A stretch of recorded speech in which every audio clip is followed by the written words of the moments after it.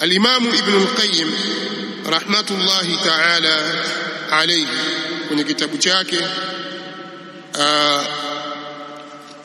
A'lamu al-Muwaqqi'in, A'lamu al-Muwaqqi'in, baadhi ya chapa inaandika kwa kasri ya hamza I'lamu al-Muwaqqi'in, na kisawabu ni kama nilivyoeleza kwamba hasa katika muktadha wa lugha, na mwenyewe alivyokiita kitabu hiki amekiita A'lamu al-Muwaqqi'in an Rabbil Alamin.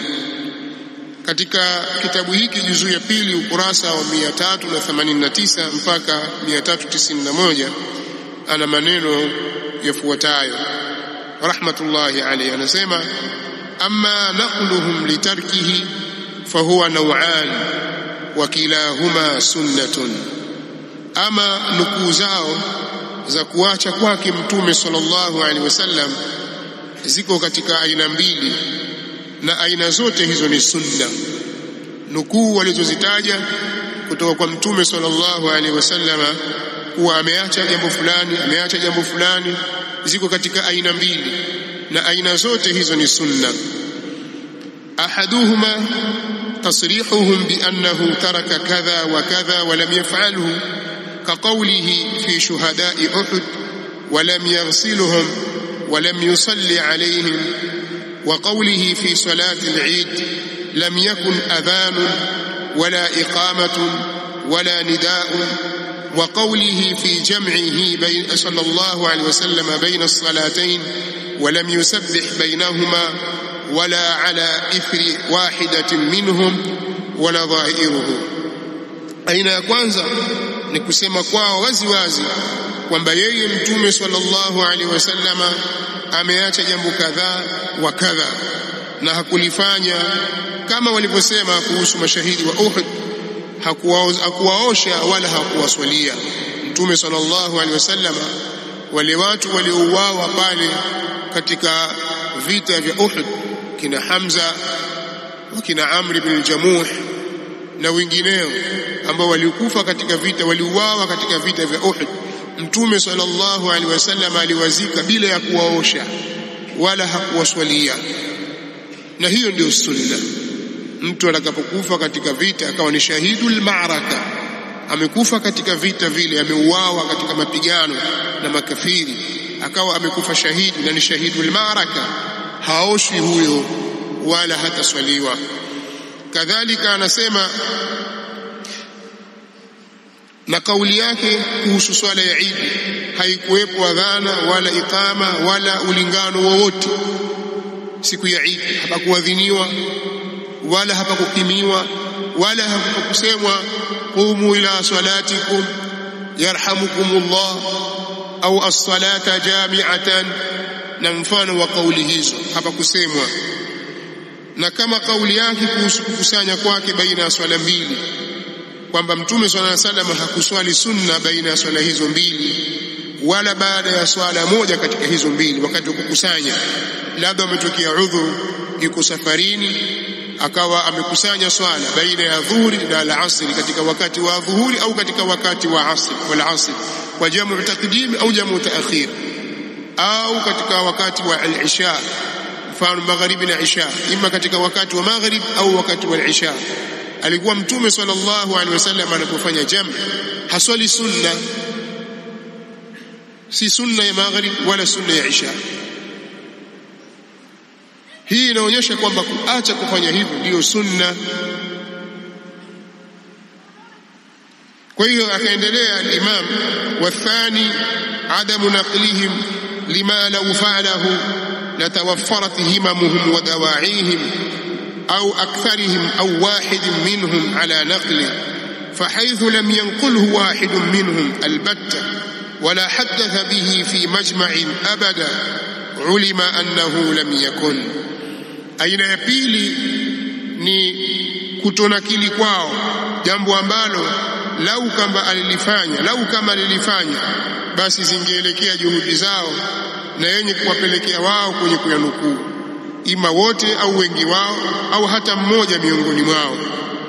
Basi ilipokuwa hakuna mtu yoyote aliyenukuu hilo wala hakuna aliyezungumzia katika mkusanyiko wowote, ikajulikana kwamba jambo hilo halikuwepo. Kisha akaendelea al-Imam kwa kupigia mifano, anasema wa hadha katarikihi at-talaffuz bin-niyyati 'inda dukhulihi fi as-salati au tarikihi ad-du'a ba'da as-salati mustaqbila al-ma'mumin wa hum yu'minuna 'ala du'a'ihim da'iman ba'da as-subhi wal-'asri أو في جميع الصلوات وتركه رفع يديه كل يوم في صلاة الصبح بعد رفع رأسه من الركوع الثانية إلى أن قال ومن الممتنع أن يفعل ذلك ولا ينقله عنه صغير ولا كبير ولا رجل ولا امرأة البتة وهو مواظب عليه هذه المواظبة لا يخلو به يوما واحدا وتركه الاغتسال للمبيت بمزدلفة ولرمي الجمار ولطواف الزيارة ولصلاة الاستسقاء والكسوف. anasema na hili ni kama vile kuacha kwake Mtume sallallahu alaihi wasallam kuitamka nia wakati wa kuingia kwake kwenye swala. Kwa akiswali akisikia akisema tu Allahu akbar, hakuwahi kusikia hata siku moja akisema nawaitu usalli فرض الظهر 4 ركعات مأموما مستقبل القبلة لله تعالى. hakuwahi kusikia hata siku moja Mtume sallallahu alaihi wasallam kuwa akisema hivyo. Inaonyesha kwamba kuacha kwake ndio sunna na kufanywa kwake ni bid'a.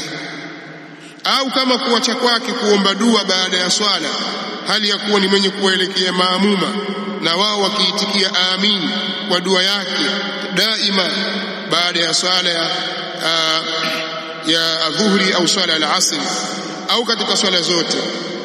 Pia hili nalo halijawahi kutokea kwamba kuna siku Mtume sallallahu alaihi wasallam katika maisha yake kiasi cha mwaka mmoja au miaka miwili au miezi mitatu au hata wiki moja tu au hata siku 2 au 3 au moja au bali hata swala 2 au 3 au swala hata moja, kwamba alipomaliza kuswali swala ya faradhi akanyanyua mikono akawaambia watu al-Fatiha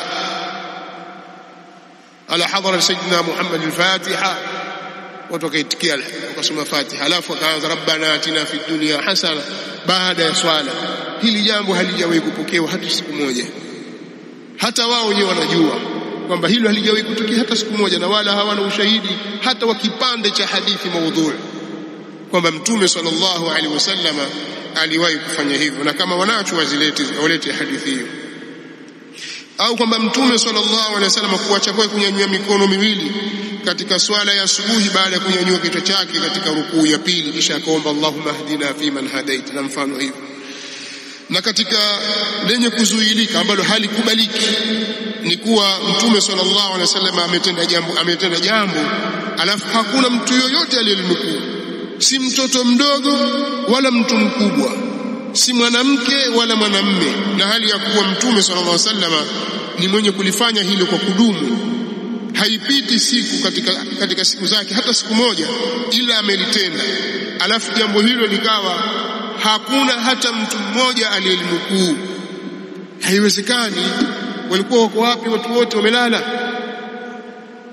Kwamba alifanya kwa sababu wanasema adamu dhikri la yadullu ala adami alwurud, kutokutajwa haifahamishi kwamba haikuja, yafahamisha kwamba haikuja. Sababu lao ingekuja ingenukuliwa na maswahaba wangetaja. Hii ni sheria. wanzalna ilayka dhikra litubayyana lin-nasi ma nuzila ilayhim. Kwa Mtume sallallahu alayhi wasallam akapewa kazi ya kubainisha, na wakawekwa maswahaba ili waipokee risala waifikishe kwa watu wengine. Wao hawajawahi kutunukulia hilo hata siku moja. Kama vile kuacha kwake kuoga Mtume sallallahu alayhi wasallam kwa ajili ya kulala pale Muzdalifa, kwamba watu wakifika Muzdalifa waoge. Hakuwahi kufanya hivyo Mtume sallallahu alayhi wasallam, wala kwa ajili ya kuoga kwa ajili ya kupiga vijiwe katika aljamarat, wala kuoga kwa ajili ya tawafu ya ziara, wala kuoga kwa ajili ya swala ya kuomba mvua. Lakini Mtume sallallahu alaihi wasallam wala kuoga kwa ajili ya swala ya kupatwa mwezi na jua na mwezi, lakini Mtume sallallahu alaihi wasallam akahimiza kwa ajili watu kuoga kwa ajili ya swala al-Jum'a, na baadhi ya wanachuoni kwa mujibu wa hadithi wanasema ni wajib. Ghuslu al-jum'ati wajibun ala kulli muhtalim, wakitumia hadithi hiyo. Baadhi wengine wanaona kwamba hapana, ni jambo la sunna, ni jambo lililokuwa zuri, ama kwa ajili ya salatu al-istisqa haijakuja hii. ومنها هنا يعلم أن القول باستحباب ذلك خلاف السنة، فإن تركه صلى الله عليه وسلم سنة كما أن فعله سنة. anasema al-Imam, na hapa ndipo inapojulikana kwamba kauli ya usunna wa hilo aliloliacha ni kauli iliyo kinyume na sunna. Yani jambo aliloliacha katika sura hizo tulizozitaja, ukisema hili ni sunna, kauli yako hiyo iko kinyume na sunna, kwa sababu kuacha kwa Mtume sallallahu alaihi wasallam ni sunna kama ilivyokuwa kutenda kwake ni sunna. Fa idha istahbabna fi'la ma tarakahu kana nadhira istihbabina tarka ma fa'alahu wala farq. Tutakapoliona kuwa ni sunna jambo aliloliacha, inakuwa ni sawa na kuona kuwa ni sunna kuliacha alilolifanya, na hakuna tofauti katika hili. Kwa hiyo kuna sunna ya kuacha, as-sunnatu at-tarkiyya.